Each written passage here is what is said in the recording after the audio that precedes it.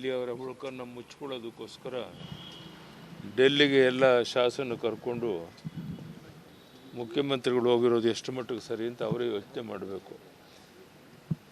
ಪ್ರಧಾನಿಯವ್ರನ್ನ ಕಂಡು ರಾಜ್ಯದ ಸಮಸ್ಯೆಗಳ ಬಗ್ಗೆ ಮಾತನಾಡೋಕ್ಕೆ ಅವ್ರಿಗೆ ಸಂಪೂರ್ಣ ಅವಕಾಶ ಇದೆ, ಅದಕ್ಕೆ ಯಾರೂ ಬೇಡ ಅಂತ ಹೇಳೋದಿಲ್ಲ. ಆದರೆ ಶಾಸಕರನ್ನ ಕರ್ಕೊಂಡು ಹೋಗಲು ಸೇರಿಸಿ ಮಾತಾಡ್ತಿರೋದಂತ ಒಂದು ರೀತಿ ದೊಂಬರಾಟ. ಇದನ್ನು ಯಾರೂ ಸಹಿಸೋದಿಲ್ಲ. ಇವತ್ತು ಒಂದು ಐತಿಹಾಸಿಕ ತೀರ್ಮಾನವನ್ನು ಪ್ರಧಾನಿ ನರೇಂದ್ರ ಮೋದಿಯವರು ತಗೊಂಡಿದ್ದಾರೆ. ಪ್ರತಿಯೊಬ್ಬರಿಗೂ 29 ರೂಪಾಯಿನಂತೆ ಒಂದು KG ಅಕ್ಕಿಯನ್ನು ಬಡವ ಬಲ್ಲಿದ ಅಂತ ಹೇಳಿದ್ರೆ ಎಲ್ರಿಗೂ ಕೊಡುವಂಥ ಒಂದು ಯೋಜನೆ ಏನು ಪ್ರಾರಂಭ ಮಾಡಿದ್ದಾರೆ.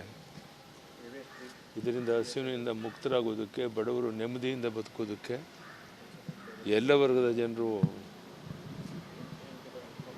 ಯಾವುದೇ ತೊಂದರೆಗಳಿಲ್ಲದೇ ಈ ಅಕ್ಕಿಯನ್ನು ಪಡಿಬೇಕು. ಆ ಅಕ್ಕಿ ನಾವು ಸಹ ಮನೆಗೆ ತಂದು ನೋಡಿದ್ದೇವೆ. ಭಾಳ ಒಳ್ಳೆ ಕ್ವಾಲಿಟಿ ಅಕ್ಕಿಯನ್ನು ಕೊಡ್ತಾ ಇದ್ದಾರೆ. ಇದರ ಸದುಪಯೋಗವನ್ನು ರಾಜ್ಯದ ಜನ ಮಾಡಿಕೊಳ್ಬೇಕು. ಬರುವಂಥ ದಿವಸಗಳಲ್ಲಿ ಲೋಕಸಭಾ ಚುನಾವಣೆಯಲ್ಲಿ ನಾವು 28ಕ್ಕೆ 28 ಲೋಕಸಭಾ ಕ್ಷೇತ್ರ ಗೆಲ್ಲಬೇಕು ಅಂತ ನಮ್ಮ ಶಕ್ತಿ ಮೀರಿ ಪ್ರಾಮಾಣಿಕ ಪ್ರಯತ್ನ ಮಾಡ್ತಾ ಇದ್ದೇವೆ. ಬಹುತೇಕ ನಾವು ಅದರಲ್ಲಿ ಯಶಸ್ವಿ ಆಗ್ತೀವಿ ಅನ್ನೋಂಥ ವಿಶ್ವಾಸ ನನಗಿದೆ. ಈ ದಿಕ್ಕಿನಲ್ಲಿ ಇವತ್ತು ವಿಜಯೇಂದ್ರ ಅವರು ರಾಜ್ಯದ ಅಧ್ಯಕ್ಷರಾದ ಮೇಲೆ ಅವರ ಪ್ರವಾಸ, ಓಡಾಟ, ಕಾರ್ಯಕ್ರಮಗಳು ಇದೆಲ್ಲವೂ ಸಹ ನಮಗೊಂದು ದೊಡ್ಡ ಶಕ್ತಿಯನ್ನು ಕೊಟ್ಟಂತಾಗಿದೆ.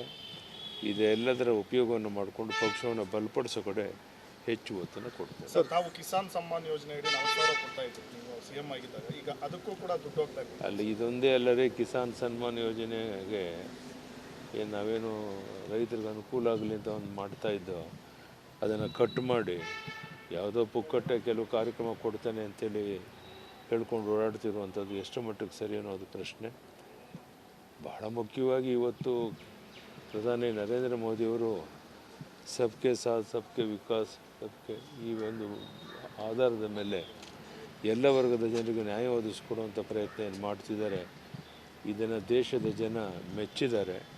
ಹೀಗಾಗಿ ಬರುವಂಥ ದಿವಸಗಳಲ್ಲಿ ಪ್ರಧಾನಿ ನರೇಂದ್ರ ಮೋದಿಯವರಿಗೆ ಬೆಂಬಲವರಾಗಿ ದೇಶದ ಜನ ನಿಲ್ತಾರೆ. ಕರ್ನಾಟಕದಲ್ಲೂ ಸಹ ನಾವು 28ಕ್ಕೆ 28 ಲೋಕಸಭಾ ಕ್ಷೇತ್ರ ಗೆಲ್ಲೋದಕ್ಕೆ ಎಲ್ಲ ಕಾರ್ಯಕ್ರಮಗಳು ಪೂರಕವಾಗಿದೆ ಅನ್ನೋ ಮಾತನ್ನು ಹೇಳ್ತೇನೆ. ಸರ್, ಸಿದ್ದರಾಮಯ್ಯ ಅವರು ತಾವು ರಾಜಕೀಯಕ್ಕಾಗಿ ಈ ರೀತಿ ಹೇಳಿಕೆಗಳನ್ನು ಕೊಡ್ತಾರೆ, ಪೆದ್ದಾಗಿ ಹೇಳಿಕೆ ಕೊಡ್ತಾ ಇದ್ದೀರಾ.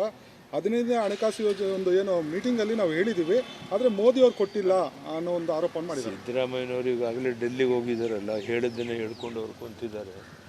ಅವರ ಉದ್ದೇಶ ಪ್ರಚಾರ ತಗೊಳ್ಳೋದೇ ಹೊರತು ಸಮಸ್ಯೆಯನ್ನು ಬಗೆಹರಿಸಬೇಕು ಅನ್ನೋದು ಅವ್ರಿಗೇನಿಲ್ಲ. 15ನೇ ಹಣಕಾಸಿನ ಆಯೋಗ ಇರಲಿ, 16ನೇ ಹಣಕಾಸಿನ ಆಯೋಗ ಇರಲಿ, ಯಾವುದೇ ವಿಷಯದ ಬಗ್ಗೆ ಅವರೇ ಅಧಿಕಾರದಲ್ಲಿ ಇದ್ದ ಸಂದರ್ಭದಲ್ಲಿ ಏನು ಮಾಡಿದ್ರು ಅನ್ನೋದು ಸಹ ಇಲ್ಲಿ ಪ್ರಶ್ನೆ ಉದ್ಭವ ಆಗುತ್ತೆ. ಸೊ ಅದರಿಂದ ಕೇವಲ ಪ್ರಚಾರಕ್ಕಾಗಿ ಡೆಲ್ಲಿಗೆ ಹೋಗಿ ಎಲ್ಲ ಶಾಸನ ಕರ್ಕೊಂಡು ಹೋಗುವಂಥದ್ದು ಎಷ್ಟು ಮಟ್ಟಿಗೆ ಸರಿ ಅಂತ ಅವರೇ ಯೋಚನೆ ಮಾಡಲಿ. ಇದರಿಂದ ಅವ್ರಿಗೇನೂ ಲಾಭ ಆಗಲ್ಲ. ಇದರಿಂದ ಪಕ್ಷಕ್ಕೂ ಜನರಿಗೂ ಹಾನಿಯಾಗುತ್ತೆ ಅನ್ನೋ ಮಾತನ್ನು. ಧನ್ಯವಾದ. ಲೋಕಸಭಾ ಟಿಕೆಟ್ ಯಾವಾಗ ಫೈನಲ್ ಆಗುತ್ತೆ? ನಡೀತಾ ಇದೆ, ಚರ್ಚೆಗಳಾಗ್ತಾ ಇದೆ. ಬಹುಪಾಲು ಯಾರು ಅಭ್ಯರ್ಥಿ ಆಗ್ಬೋದು ಅನ್ನೋ ಸೂಕ್ಷ್ಮ ಅವರು ತಿಳಿಸಿ ಕೆಲಸ ಮಾಡೋಕ್ಕೂ ಹೇಳಿದ್ದೇವೆ. ಫೈನಲ್ ಆಗಿ ನಾಡಿದ್ದು ಅಮಿತ್ ಶಾಜಿಯವರು ಬಂದಾಗ ಒಂದ್ಸರಿ ಚರ್ಚೆ ಮಾಡಿ ಯಾರು ಎಲ್ಲೆಲ್ಲಿ ನಿಲ್ಬೋದು, ಏನು ವಾಸ್ತವಿಕ ಸ್ಥಿತಿಯನ್ನು ಅವ್ರ ಜೊತೆ ಚರ್ಚೆ ಮಾಡಿ ಒಂದು ರೂಪಕ್ಕೆ ತರುವಂಥ ಪ್ರಯತ್ನ ಮಾಡ್ತೀವಿ. ಧನ್ಯವಾದ. ಅವ್ರಿಗೇನು ಪ್ರಾಬ್ಲಮ್ ಏನು? ನಾವೇನ ಕಾಂಗ್ರೆಸ್ ಅವ್ರ ರೀತಿ, ಸಿದ್ದರಾಮಯ್ಯನವ್ರ ರೀತಿ ವಿಧಾನಸೌಧ ಬಾಗಲ್ಲಿ ಕಲ್ಲೊಟ್ಟಿದ್ರ, ಕಾಲಲ್ಲಿ ಓದಿದ್ರ? ಏನಿಲ್ಲಲ್ಲ. ನಮ್ಮ ಸಂಸ್ಕೃತಿನೇ ಅದಲ್ಲ. ಸಿದ್ದರಾಮಯ್ಯನವ್ರಿಗೆ ಆ ಸಂಸ್ಕೃತಿ ಇದೆ, ಕಾಂಗ್ರೆಸ್ಗೆ ಆ ಸಂಸ್ಕೃತಿ ಇದೆ. ನಮ್ಮನ್ನು ತಡೆದಿರೋ ಅಂಥದ್ದು ಇದೊಂದು ರೀತಿ ವಿರೋಧ ಪಕ್ಷಗಳನ್ನು ದಮನ ಮಾಡುವಂಥ ಒಂದು ಪ್ರವೃತ್ತಿಯನ್ನು ಕಾಂಗ್ರೆಸ್ ಅವರು ತೋರಿಸಿದ್ದಾರೆ. ಬೀಗ ಯಾಕೆ ತಗೊಂಡು ಹೋಗಿದ್ದೀರಿ ಅಂದರೆ, ಇವರು ಡೆಲ್ಲಿಗೆ ಹೋಗಿ ದೇಶವನ್ನು ತೋಡುವಂಥ ಮಾಡೋಕ್ಕೆ ಹೋಗ್ತಾ ಇದ್ದಾರೆ. DK ಸುರೇಶ್ ಅವರ ಹೇಳಿಕೆಯನ್ನು ಬೆಂಬಲಿಸಿ 136 ಜನ MLAಗಳು ಹೋಗಿದ್ದಾರೆ ಡೆಲ್ಲಿಗೆ. ರಿಯಲ್ ಆಗಿ ಹೋಗಿರೋದು ಅದಕ್ಕೆ. ಡೆಲ್ಲಿಯಲ್ಲಿ ಹೋಗಿ ದೇಶ ವಿಭಜನೆಗೆ ಹೋಗಿದ್ದಾರೆ. ಯಾಕಂದರೆ ಹಿಂದೆ ಜಿನ್ನಾನು ಕೂಡ ಡೆಲ್ಲಿಗೆ ಬಂದು ದೇಶ ವಿಭಜನೆಯನ್ನು ಕೇಳಿದ್ದ. ಈ ಕಾಂಗ್ರೆಸ್ ಅವರು ಅದೇ ರೀತಿ DNA ಇರ್ತಕ್ಕಂಥ ಕಾಂಗ್ರೆಸ್ ಅವರು ಅವ್ರಿಗೆ ದೇಶ ವಿಭಜನೆ ಮಾಡುವಂಥದ್ದು ಒಂದು ರಕ್ತಗತವಾಗಿ ಅವ್ರಿಗೆ ಬಂದ್ಬಿಟ್ಟಿದೆ. ಈಗ ಒಬ್ಬ MLAನೂ ಕೂಡ, ಬೆಳಗಾವಿ MLA ಯಾರವರು, ವಿನಯ್ ಕುಲೆ, ಅವರು ಒಂದು ಹುಬ್ಳಿ ಧಾರವಾಡ ಒಂದು ದೇಶ ಆಗಬೇಕು ಅಂತ ಅವರು ಹೊರಟಿದ್ದಾರೆ. ಡಿ ಕೆ ಸುರೇಶ್ ಅವರು ಕನಕಪುರನೇ ಒಂದು ದೇಶ ಮಾಡೋಕ್ಕೆ ಹೊರಟಿದ್ದಾರೆ. ಎಲ್ಲ ಯಾಕೆ ಅಂದರೆ ಇವರೆಲ್ಲ ಯಾಕೆ ಮಾಡ್ತಾ ಇದ್ದಾರೆ ಗೊತ್ತಲ್ಲ. ಇಂಡಿವಿಜುವಲ್ ಇವ್ರದೆಲ್ಲ ವೈಯಕ್ತಿಕ ಸಾಧನೆಗಳಿಗೋಸ್ಕರ ಮಾಡ್ತಾ ಇದ್ದಾರೆ ಇವರೆಲ್ಲ. ಈಗ ದೇಶ ಭಾರತ ನಮ್ಮದು. ಭಾರತ ಮಹಾತ್ಮ ಗಾಂಧೀಜಿ ಇರ್ಬೋದು, ಜವಾಹರ್ಲಾಲ್ ನೆಹರು ಇರ್ಬೋದು, ಅವರೆಲ್ಲರೂ ಕೂಡ ದೇಶಕ್ಕೆ ಹೋರಾಟ ಮಾಡಿದ್ದಾರೆ. ಅವ್ರ ಪಾರ್ಟಿಯವರು ಇದ್ರು. ಅವರು ಮಹಾತ್ಮ ಗಾಂಧೀಜಿ ಏನು ಅವ್ರ ಪಾರ್ಟಿ ಅಲ್ಲ.